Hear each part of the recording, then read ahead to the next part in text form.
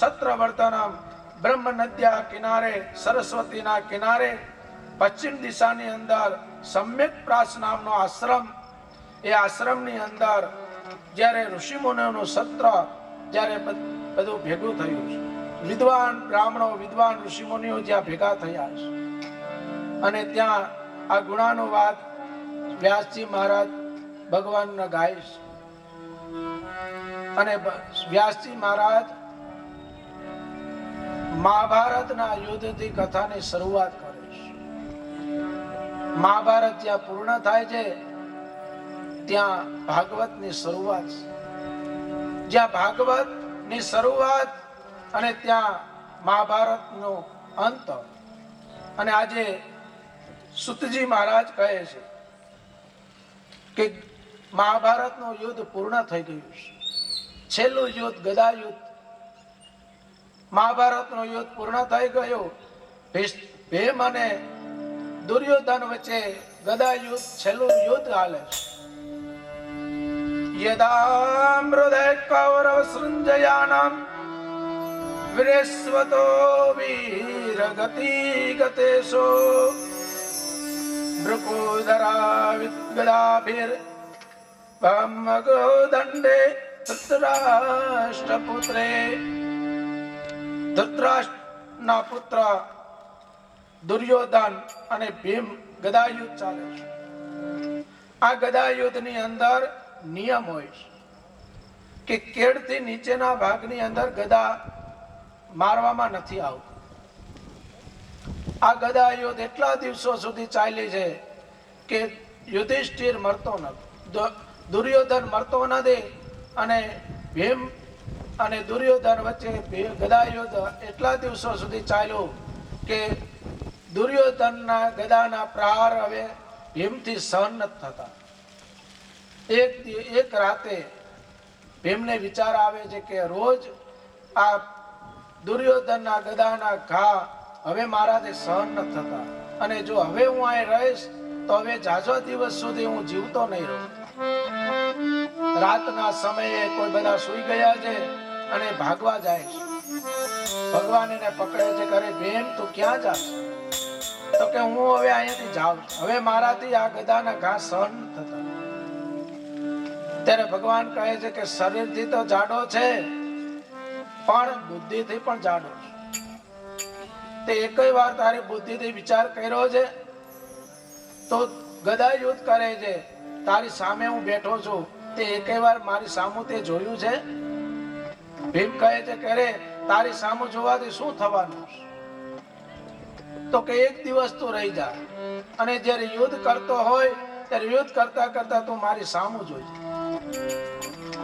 જ્યારે અખાડાની અંદર યુદ્ધ હાલતો હતો અને ભગવાન જ્યારે દુર્યોધનના બધા સૈનિકો, ત્યાં બધા મંત્રીઓ સૈનિકો જ્યાં બેઠા હતા એની વચ્ચે જઈને બેસે છે અને દુર્યોધનના વખાણ કરે છે કે આ દુર્યોધન કેટલો શક્તિશાળી છે, એનું શરીર કેટલું લોખંડી છે કે ભીમના ગદાના જે ઘા મારે છે એનાથી એને કઈ થતું નથી. આવા જયારે વખાણ કરતા હતા એમાંથી એક મંત્રી સૈનિક બોલ્યા કે મહારાજ એને ક્યાંથી કઈ થાય? તમને ખબર છે અમારા રાજાની? તો કે ના, અમારા રાજાનું શરીર એ લોખંડી શરીર છે. જ્યારે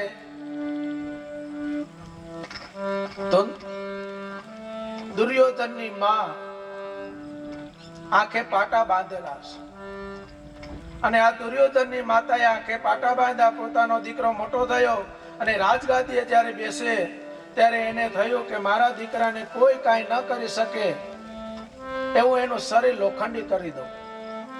તેને બોલાવ્યો અને કીધું કે તમે સ્નાન કરી અને આવો, અને ધ્યાન રાખજો શરીર ઉપર એ કઈ કપડા ન રાખતા.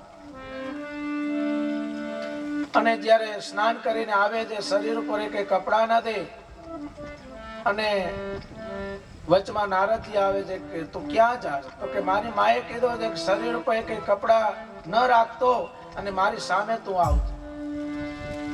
નારદજી કહે છે કે એ તો માં છે, પણ તને તો ખબર પડવી જોઈએ ને કે માં ગમે એમ તો સ્ત્રી છે, માં છે, પણ ગમે એમ તો સ્ત્રી છે, એની સામે કપડા વગર ન જવાય.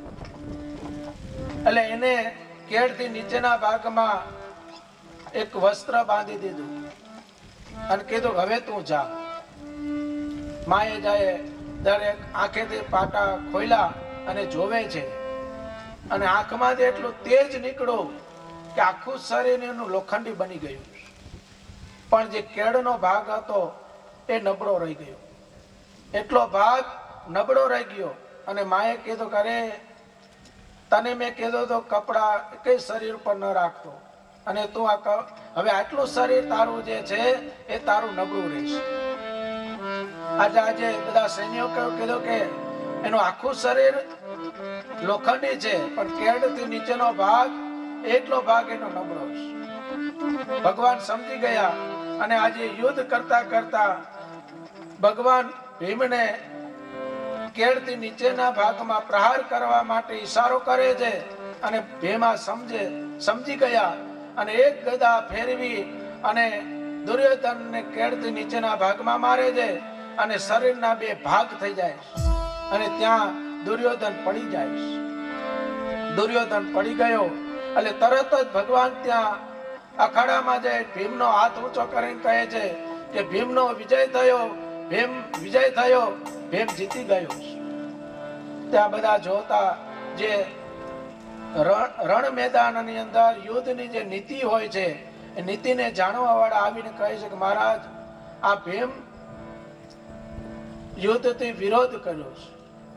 જે યુદ્ધ ગદા યુદ્ધ હતું એ ગદા યુદ્ધના જે નિયમ છે કે કોઈ પણ માણસને કેળથી નીચેના ભાગમાં ન મારી શકે, આને કેળથી નીચેના ભાગમાં આને ગદાનો પ્રહાર કર્યો છે, આમે અન્યાય થયો છે. એટલે ભગવાને કીધું અરે અત્યારે તમને અન્યાય દેખાય? મારી બેન જ્યારે સભામાં ભર સભાની અંદર જ્યારે એના ચિરહરણ થતા હતા ત્યારે તમારા નીતિ નિયમ ક્યાં ગયા હતા? 5 પાંડવોને ઘરની અંદર રહેવા માટે તમે સ્થાન આપો છો અને ઘરને રાતોરાત તમે સળગાવી દો છો, ત્યારે તમારી નીતિ ક્યાં ગઈ? અરે 5 પાંડવોને ખાવા માટેના લાડવા એની અંદર ઝેર ભેળી અને જ્યારે ખવડાવો છો ત્યારે તમારા નીતિ નિયમ ક્યાં ગયા હતા? ભગવાને આવી જ્યારે વાત કરી બધાની બોલતી બંધ થઈ ગઈ અને દુર્યોધન ત્યાં પડ્યો છે. આ બાજુ બધા 5 પાંડવો, કુંતામાં, પાંચાલી, આ બધા ભગવાનની સાથે એના 5 બાળકો એક છાવણીની અંદર ત્યાં રણ મેદાનની અંદર રાતવાસો કરે છે કે આજે આપણે રાત અહીંયા રહેવું છે, ભગવાનનો સત્સંગ કરવો છે અને જાગરણ કરવું છે. ત્યાં રહે છે. બાજુમાં બીજી છાવણી હતી. ભગવાને કીધું કે આપણે બધાએ જાગરણ કરવાનું છે, પણ આ બાળકોને સુવડાવી દીધું. 5 બાળકો હતા, 5 પાંડવોના 5 બાળકો એની બાજુની છાવણીમાં સુવડાવી દીધા. બાજુની છાવણીની અંદર ભગવાન 5 પાંડવો પોતાની માતા કુંતા, દ્રૌપદી આ બધા એક છાવણીમાં બેસીને ભગવાનનું ભજન કરે. આ બાજુ દુર્યોધન રણ મેદાનની અંદર મૃત્યુના મુખમાં છે, એમ દુખી છે, જીવ શરીરમાંથી નીકળતો નથી અને અસ્વસ્થતામાં ત્યાં ફરતા ફરતા ઘોડેસવાર થઈ અને ફરતા ફરતા ઉકારા કરવાનો જ્યાં અવાજ આવ્યો અને કાને જ્યારે ઉકારાનો અવાજ આવ્યો એ દિશામાં જાય છે. ત્યાં જે જોવે છે તો દુર્યોધન મૃત્યુ પથારીએ પડ્યો છે. ઘોડા ઉપરથી નીચે ઉતરી અને દુર્યોધન પાસે જાય છે. દુર્યોધનની બાજુમાં બેસીને કહે છે કે હે મિત્ર, તારા શરીરમાંથી જીવ કેમ નથી નીકળતો? ત્યારે આજે દુર્યોધન કહે છે કે મારા શરીરમાંથી જીવ નહીં નીકળે જ્યાં સુધી મારા શરીર મને જે મારો જે વિચાર, મારી જે મનની જે ગ્રંથિ છે એમાંથી જ્યારે મારા મનની વાત પૂર્ણ ના થાય ત્યાં સુધી આ જીવ શરીરમાંથી નીકળશે નહીં. તો કે શું વાત છે? તો કે મારે 5 પાંડવોના શરીર વગરના માથા એ જોવા છે. મરેલા એ 5 પાંડવોને જોવા છે. એટલે પર આજે અસ્વસ્થતામાં કહે છે કે 5 પાંડવોના માથા કાપવા માટે મારા પિતાનું મૃત્યુ થયું છે, ભીષ્મ દાદાનું મૃત્યુ થયું છે. મોટા મોટા યોદ્ધાઓ આ રણ મેદાનમાં ખપી ગયા, પણ કોઈ આ 5 પાંડવોના માથા નથી કાપી શક્યા. પણ આજે અસ્વસ્થતામાં ગમે એમ તો દુર્યોધનનો મિત્ર હતો, એટલે એને આશ્વાસન આપ્યું છે. મનમાં વિચાર કર્યો કે આનું ગમે એમ થાય પણ આનો જીવ શરીરમાંથી નીકળે.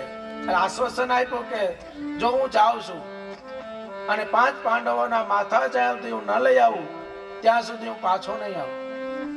અસ્વસ્થતામાં ઘોડેસવાર થઈ અને જે છાવણીની અંદર ભગવાન આ બધા જ્યારે ભગવાનનું ભજન કરતા હતા ત્યાં આવે છે.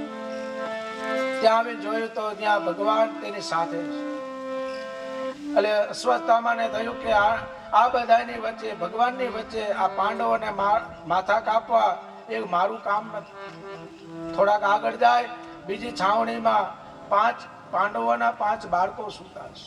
એની એક ખાસિયત હતી, ભીમનો દીકરો ભીમ જેવો, અર્જુનનો દીકરો અર્જુન જેવો.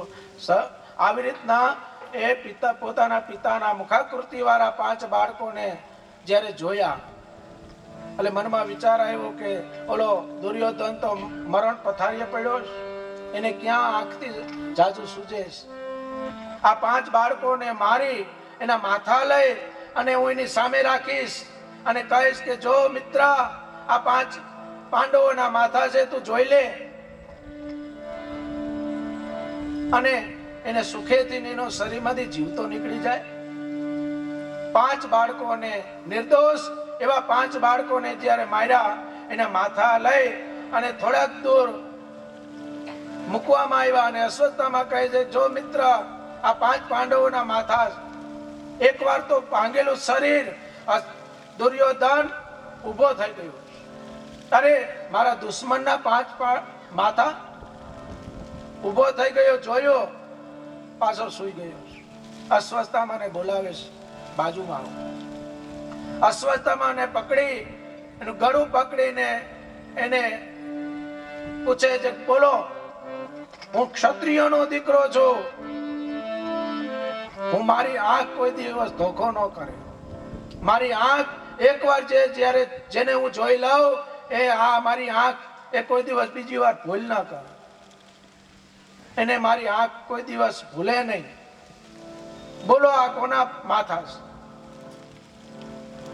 જો તમે સાચું નહીં કહો તો હું તો મૃત્યુ પામું છું, મારો જીવ તો નીકળી જાય, પણ હારે હારે તમને હું મારતો જઈશ. અરે આટલી બધી હત્યા કરી, આટલા બધા મેં પાપ કર્યા, તો 5 એક બ્રાહ્મણને મારવાનું એક ઓર પાપ. બોલો આ કોના માથા છે? ત્યારે અસ્વસ્થતામાં કહે છે કે મહારાજ, મિત્ર, 5 પાંડવોને મારવા એ મારી તાકાત નથી, પણ એના 5 બાળકો છે એના માથા છે. અને આજે ઇતિહાસ એમ કહે છે કે જ્યારે દુર્યોધન જ્યારે જન્મો ને ત્યારે પણ રોયો નહોતો. દુર્યોધન જ્યારે જન્મો હતો ત્યારે પણ રોયો નહોતો, પણ એ દુર્યોધન આજે રડી પડ્યો અને આજે કીધું છે કે અસ્વસ્થતામાં બ્રાહ્મણ છો એટલે ભૂલ કરી આવ્યા. અરે તમે વિચાર તો કરો, અમારે દુશ્મની હતી, બધી ભાઈ ભાઈ વચ્ચે હતી. અમારે વેર ઝેર જે કઈ હતું એ મારે ભાઈઓ માટે વચ્ચે હતા. આ નિર્દોષ બાળકોએ મારું શું બગાડ્યું છે? આજે તમે એને મારીને લઈ આવ્યા. અરે અસ્વસ્થતામાં 5 પાંડવો, 100 કૌરવો, 105 ની પાછળ કોઈ વાસ નાખનારું, કોઈ તર્પણ કરનારું કોઈ હોત તો આ 5 પાંડવોના 5 બાળકો હતા. આજે તમે એને પણ મારી નાખ્યા. આ દુઃખમાં ને દુઃખમાં આજે દુર્યોધન મૃત્યુ પામ્યો.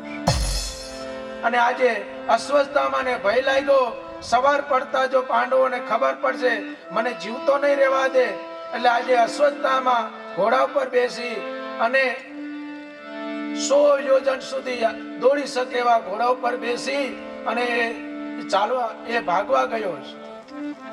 સવાર પડ્યો, ચાલો ચાલો. આજે દ્રૌપદી કહે છે કે ચાલો બાળકો જાગો, આપણો તો સોનાનો સૂરજ ઉગ્યો છે, આપણને રાજપાટ અને સિંહાસન મળ્યું છે. અને જ્યારે સાવણીમાં જે જોવે છે, 5 બાળકો માથા વગરના જોયા. અને કઈ માં એવી હોય કે પોતાના દીકરાના માથા વગરના શરીરને જોઈ શકે? અને એ માં માથા પછાડી પછાડીને જ્યારે રડવા લાગી, 5 પાંડવો અને ભગવાન ત્યાં દોડી ગયા. અને આજે ભગવાને પોતાનો ઉપાણો લઈ અને દ્રૌપદીના મોઢા ઉપર રાખી દીધો છે કે દ્રૌપદી તું રડમાં, એકવાર રડી તો આ સર્વનો વિનાશ થઈ ગયો. હવે બીજી વાર તું રડીશ તો અમે કોનો વિનાશ કરવા જાશું? કોનો વિનાશ થશે? હવે તું રડીશમાં, હવે તું રડીશમાં. અને આજે ભગવાન અર્જુનને કહે, ચાલ અર્જુન, મારી સાથે રથમાં બેસી જા. 5 પાંડવોના જે બાળ હત્યા કરનારો જે છે પાપી, એને આપણે શોધવા જવું, એને પકડવા જવું. મારા રથમાં તું, ભગવાન અર્જુન કહે છે કે પણ એ ક્યાં ગયો હોય? તો કે તું મારા રથમાં બેસી જા. આજે અર્જુન કહે છે કે દ્રૌપદી, તારા 5 બાળકોને મારનારો શત્રુ, એને હું લઈ આવું, એને હું મારું નહીં, એના માથું કાપી અને એનો પાટલો બનાવું. અને એ પાટલા ઉપર જ્યાં સુધી તને બેસાડીને સ્નાન ન કરાવું, ત્યાં સુધી દ્રૌપદી તો સ્નાન ન કરતી. આજે અર્જુનને લઈને ભગવાન નીકળે અને રથ જ્યારે દોડતા દોડતા આગળ જાય છે. અને જતા જતા આગળ અશ્વત્થામાનો ઘોડો, પાછળ ભગવાનનો રથ. ભગવાન સમજી ગયા કે અશ્વત્થામા આને જ 5 પાંડવોના દીકરાને માર્યા છે. અને એ રથ અને ઘોડો એક સાથે ચાલવા લાગ્યા છે. બાજુમાં રથ